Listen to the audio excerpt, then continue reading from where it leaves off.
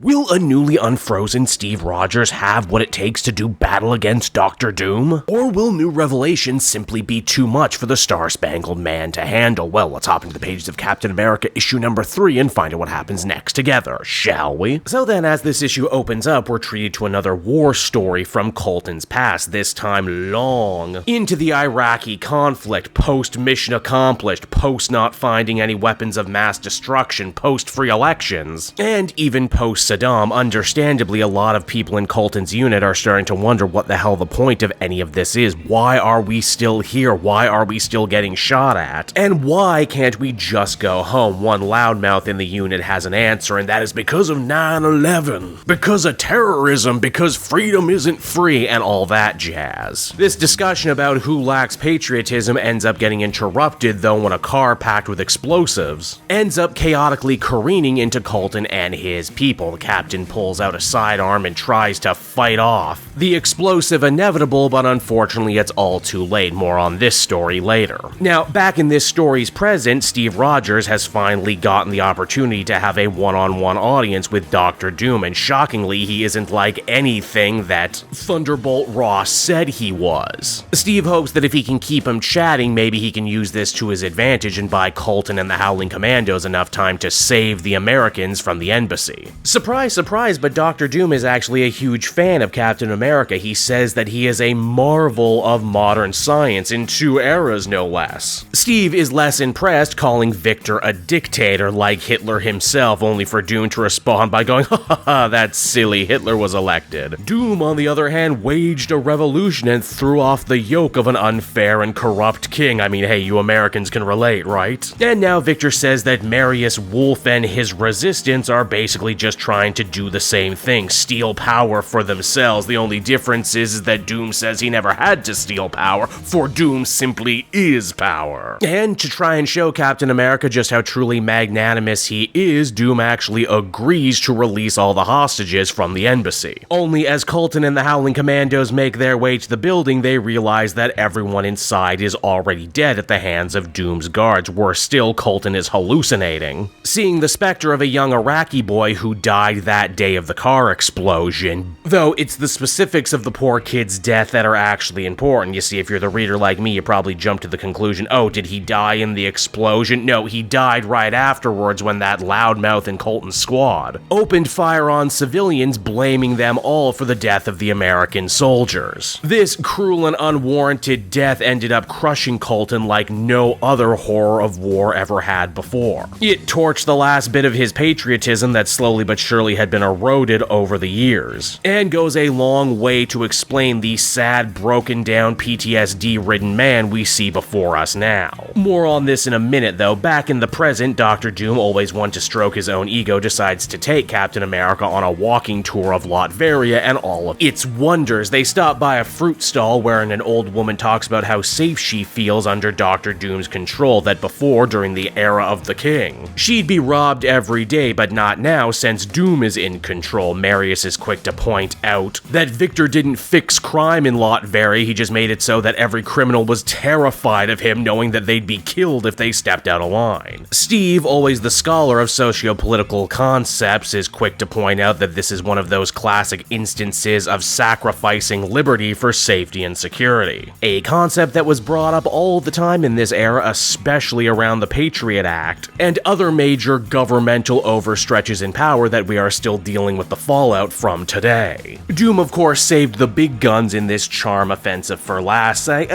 freedom, such banal concepts. In Latveria, we live differently. Despite what your government might lead you to believe, we're not isolationists. During every world war, Latveria answered the call and fought against tyranny, so surely we must be the good guys, right? Look at our big war memorial, Cap. Respect the troops, you know? I, Victor Von Doom, love the troops, so much to the point I've created a giant Captain America and Bucky shrine honoring your achievements during the war. It's guys like you who taught me what it meant to be more than a man, to be a symbol, to be a light in a dark and uncertain world. But look what your new government has done to you. Look at your costume, a black star. It's like they already knew that the ideals that you and your greatest generation fought and died for. Freedom, democracy, unity, these are just empty words now used as cudgels to cover their many atrocities. America is the enemy now, yet despite it all, I, Dr. Doom, am a fan of America. I went to school there. It was there I saw their great potential, and that's what America really is at the end of the day, unrealized potential. It's after all this speechifying, Cap ends up getting the call from Colton that the hostages are already dead. Steve thought that he was being smart and playing Doom, but in reality, he was actually the one stalling for time. Now all of Doom's enemies are in one place and ripe for one big, giant, showy public execution. Cap fights valiantly and even manages to give Dr. Doom one major shield smack across the face. In his own way saying, yeah, you know what, Victor, you might be right. I might not understand the new world. I might not understand the new America. But damn it, I know one thing to be true. There are good guys and there are bad guys, and you are most definitely one of the bad ones. Unfortunately, though, Doom is a very powerful bad guy who, once he tires beating up Steve on his own, he decides to tag out with the Doombot from before to finish the job. Oh, not by killing him. Doom still has plans for him, but he certainly wants the captain to be humbled, and humbled he is by this beatdown. In his internal monologue, he thinks about Bucky, how truly lost he is in this new world, and how he doesn't know how he's going to get out of all of this. But also how he refuses to let Doom be right, to have him be someone compromised, to have his star fade into darkness. And it's as the comic comes to a close, we actually get one hell of an amazing juxtaposition. We see Captain Colton, back during the war, actually execute that mouthy soldier from before by decapitating him with his shield. In doing so, sealing his own fate as a darker Captain America for a darker era, while in the present, Steve ends up digging through the wreckage of Dr. Doom's own World War II museum, finding his own costume, and the implication is he vows to put it on again to be the bright light everyone needs. And so that was Captain America issue number 3, everybody, and once again, Chip Zdarsky is really impressing me with all the nuanced socio-political commentary he's got going on here. Getting to see the war on terror, Bush era of American politics through the eyes of Steve Rogers, especially now with 2020 hindsight, is a really gut-wrenching kind of thing. It's drama that basically writes itself. I think a lot of people also jump to the conclusion that Captain Colton here, this villain Captain America, probably had to be a bad guy. And I think in a weaker, less interesting story, he probably would be, but here you have Chip Zdarsky, who's not afraid to actually really dig into this guy's psychology and the psychology that a lot of people were feeling in this 2000s period, by instead choosing to create a much more three-dimensional and ultimately more sympathetic kind of character than we might have thought. No, he was never meant to be Captain America, but he also really wasn't given much of a chance either. A bad war fought for bad reasons that still scars the nation and its subconscious to this day. I also really wasn't expecting American superfan Dr. Doom, but the whole thing is so hilarious and also incredibly dark and uncomfortable at the same time.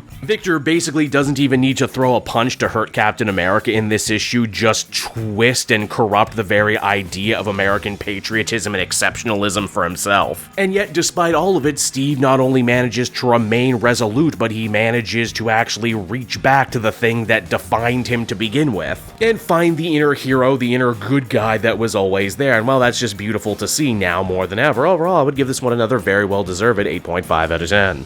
Hey there everyone, it's your old pal Cape Joel again, thanking you so much for watching to the end of the video. I hope you enjoyed it, and if you did, why not check out my Amazon link down in the description. Yes, that's right, the Cape Joel channel officially has its own Amazon storefront now. You can pick up a comic or anything else for that matter, and if you did, you'd really be helping me in the channel. So with that out of the way, everyone, I will see you again next time. Bye-bye.